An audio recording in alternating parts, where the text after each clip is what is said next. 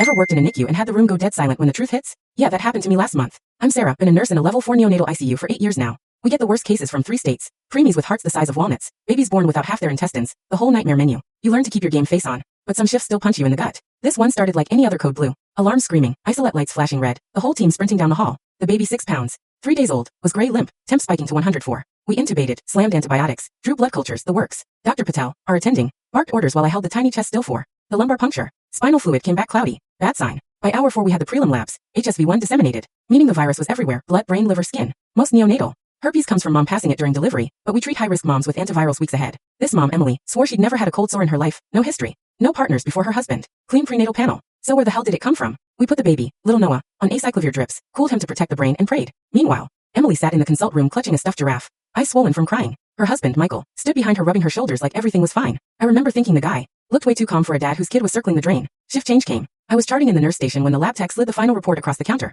You're gonna want to see this, she whispered. The viral strain was typed, genital variant, not oral, meaning it didn't come from a random kiss at daycare. It came from sex. And since mom tested negative for antibodies, the only carrier in the room was, Michael. The attending called them both in for results discussion. I wasn't supposed to listen, but the door didn't latch. Emily's voice cracked. First, what do you mean the baby got it from an affair? Michael started with the classic, it's not what you think bullshit. Turns out he'd been sleeping with a coworker for 6 months. Didn't use protection because she said she was clean. Got the sore, ignored it, kissed the baby on the mouth the day they came home from the hospital. 1 peck. That's all it took. Emily screamed so loud the code alarm in the next pod almost tripped. She threw the giraffe at his head. It bounced off the wall and landed in the trash. Security had to escort Michael out while he kept yelling, I didn't know it could hurt the baby. Noah coded twice that night. We shocked him back both times, but the MRI the next morning showed brain swelling the size of a golf ball. Prognosis, vegetative at best. Emily refused to leave the bedside. She pumped milk we couldn't use, sang lullabies through the porthole, and asked me every hour if her son would ever open his eyes. Again, I lied and said, we're doing everything. Michael tried to visit once. Emily met him in the hallway with divorce papers and a restraining order. Cops escorted him out for real that time. 3 weeks in, Noah started having myoclonic jerks, tiny seizures that made his toes curl. EG was trash. The ethics committee met. Emily held his hand while the attending explained comfort measures. She nodded, kissed his forehead, and asked if she could hold him skin to skin one last time. We extubated at 2:17 a.m. He died in her arms at 2:41. Here's the kicker nobody saw coming. 2 days after the funeral, Emily came back to the unit. Not to visit, to drop off an envelope. Inside was a flash drive and a note that said make sure the world knows.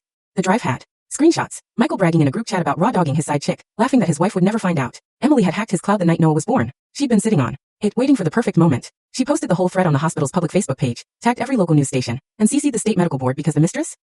She's a pediatric resident at our sister hospital. Both of them are under investigation now. Michael lost his job, his house, and last I heard, custody of the dog. I still see Emily sometimes. She volunteers in the family lounge, holding other moms while their babies fight. She never cries anymore, just stares at the isolates like she's daring the universe to try her again. Moral? Wrap it up, people. One selfish night can kill the person you claim to love most.